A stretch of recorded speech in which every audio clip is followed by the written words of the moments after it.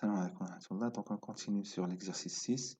Mais avant d'entrer dans le vif du sujet, on va supposer qu'on a une pile de livres euh, bicolores, donc des livres blancs et des livres noirs. Et l'objectif, c'est de mettre tous les livres blancs au-dessous de tous les livres noirs. Donc, mais on veut que cette condition soit réalisée sur la pile P2. Donc, ce qu'on va faire, c'est on va mettre tous les livres blancs ici. Donc, on va dépiler de P1, d'accord, et empiler dans P2. Voilà le premier livre. On va dépiler ici de P1, il est blanc, on va le mettre ici, empiler dans P2. Maintenant, on est devant un livre noir, donc si on le dépile et on l'empile dans P2, on ne va pas réaliser la condition que tous les livres blancs doivent être sous les livres noirs. Donc, ce qu'on va faire, on va les mettre temporairement dans une autre pile, P3. Donc, on va mettre les livres noirs ici dans P3.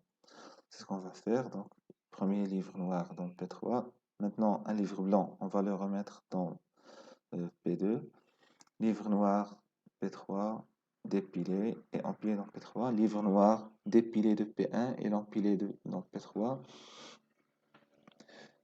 Dernier cas, livre blanc, on va le dépiler de P1 et le remettre dans P2. Donc, une fois cette phase est terminée, c'est-à-dire P1 est vide, nous avons tous les livres blancs, ils sont dans P2 et tous les livres noirs sont dans P3. Donc, ce qui reste à faire, c'est de dépiler les livres noirs de P3 et de les empiler dans P2.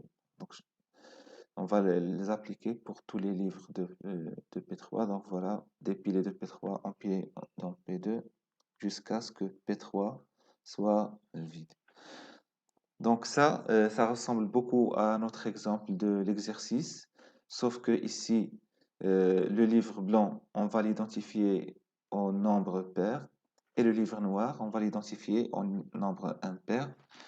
Et ça convient à notre exercice pour la simple raison que ici, on ne met pas de condition sur l'ordre des livres blancs, ni entre les blancs, c'est-à-dire ils ne sont pas numérotés.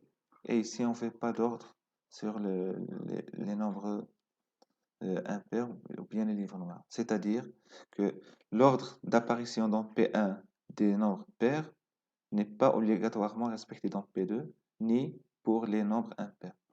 Et d'autant plus qu'on n'impose pas que les nombres doivent être triés. Donc ça, c'est l'énoncé de l'exercice. Donc on veut, dans une pile de P1 qui contient des nombres pairs et impairs, on veut mettre dans P2 tous les nombres pairs au-dessous de tous les nombres impairs. Donc on va directement au code. Donc, nous avons rapatrié tous les outils pour travailler cet exercice, en commençant par la définition d'une pile. Donc, ici, un type def. On rappelle qu'un type def, donc on va tout ça. Un type def, c'est une redéfinition ou bien une définition d'un synonyme d'un type via un synonyme qui est plus court à utiliser. Donc, ici, toute cette écriture-là va être remplacée par stack en majuscule. Et dorénavant, dans le code, on peut écrire un type qui s'appelle stack avec des majuscules. Voilà la fonction push que nous avons vue dans la première partie, fonction pop. Une fonction d'affichage, on va faire ici un affichage vertical. D'accord. Et puis, donc, avant de d'écrire la fonction pair impair demandée dans l'exercice, on va d'abord vérifier ces outils-là rapidement. Donc, ce qu'on va faire, on va déclarer euh, une pile P1. D'accord, initialiser à nul. Tout simplement, ce qu'on va faire, on va la remplir et l'afficher. Puis passer, parce que cette pile P1, qu'il faut séparer et dissocier les pairs des impairs. D'accord? Donc rapidement, donc, on va les remplir de 1 jusqu'à 10. Donc, pour cela, on va faire une boucle for. Donc, on déclare un entier. Donc, for i est égal à 1, i inférieur ou égal à 10. Et ce qu'on va faire, tout simplement, c'est de push. On va mettre dans P1, donc un passage par adresse, je rappelle, de P1, on va mettre le i. Et donc, nous aurons une liste, une pile de 1 jusqu'à 10. Donc, rapidement, on affiche pile P1. D'accord. Et ici, on va appeler la fonction affiche. Affiche pile, on va lui donner P1. Rapidement, compiler, ça passe. Donc voilà, pile P1 de 1 jusqu'à 10. Décroissant, c'est bon. Donc maintenant, on va écrire le code de la fonction pair-impair, ce qui est demandé.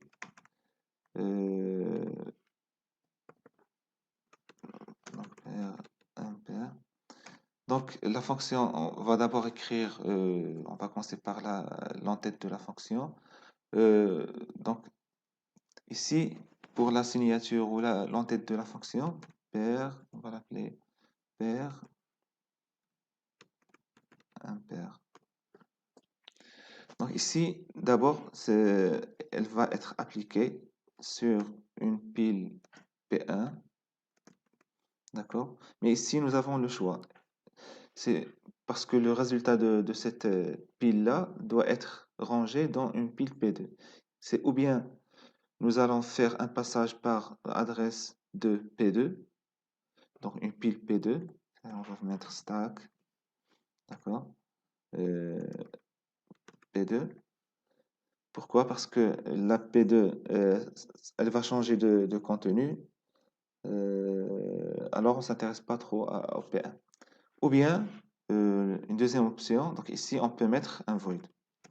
D'accord? Et on écrit notre fonction. Deuxième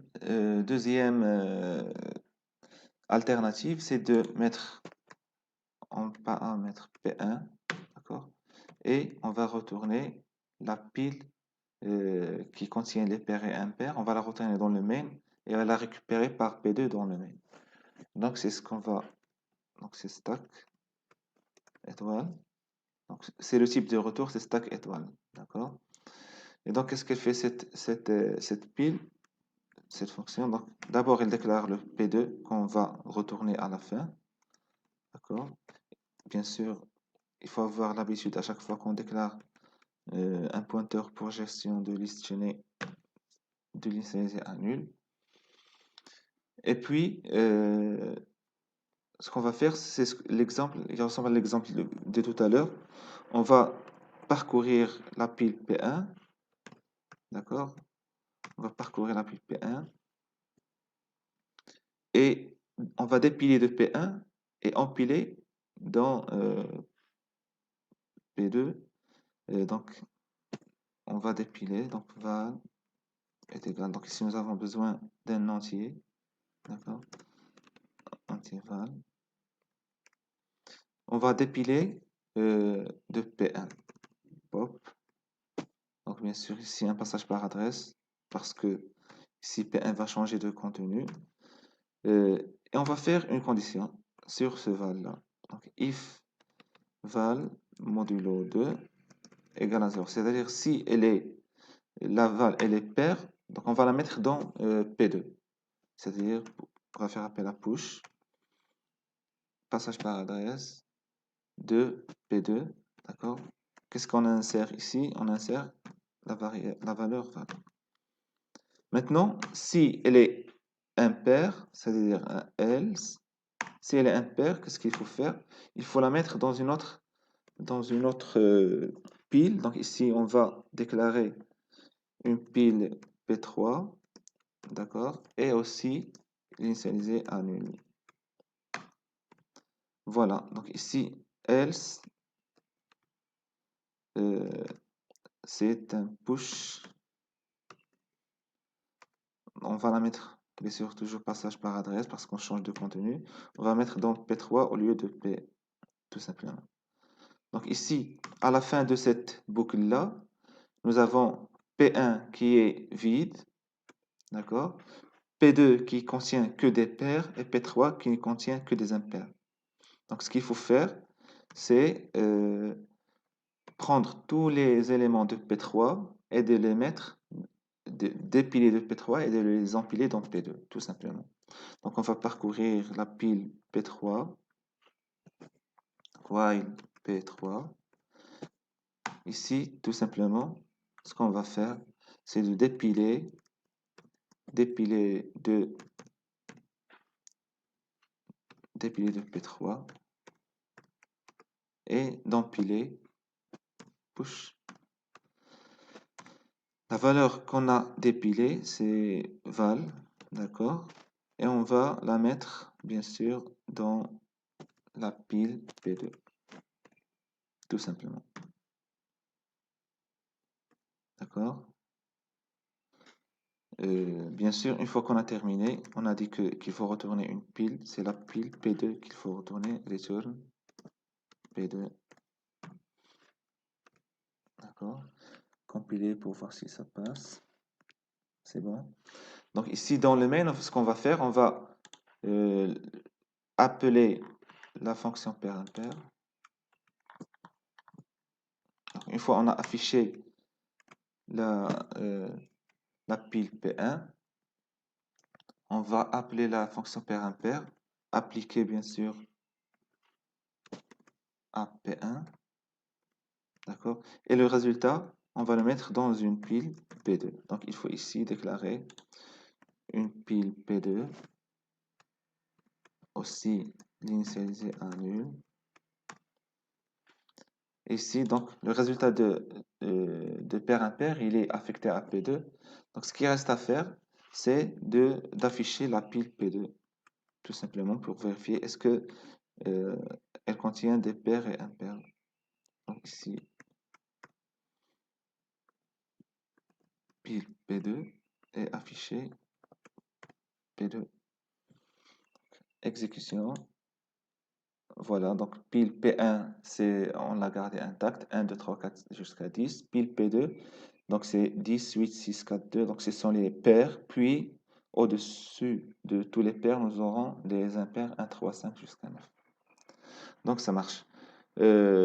Ici, on peut, à la rigueur, euh, on peut réduire un peu l'écriture ici. Donc ces deux lignes-là, c'est pas obligatoire, c'est juste pour les gens qui veulent un peu écrire les choses réduites. On peut, euh, au lieu de dépiler, au lieu de dépiler et empiler, on peut, dans une seule instruction, dire on va empiler dans P2 ce qu'on a dépilé de P3. D'accord? Vérification, ça marche. 10, 8 jusqu'à 2 et 1 jusqu'à 9. C'est bon. Bon, peut-être qu'on peut ajouter un dernier test. C'est on va mettre donc ici on va mettre push, on va mettre que des paires deux fois i pour voir est-ce que ça marche pour un cas particulier. Donc voilà, donc ça marche. Bon, c'est la fin de l'exercice. Salam alaikum wa rahmatullahi wa barakatuh.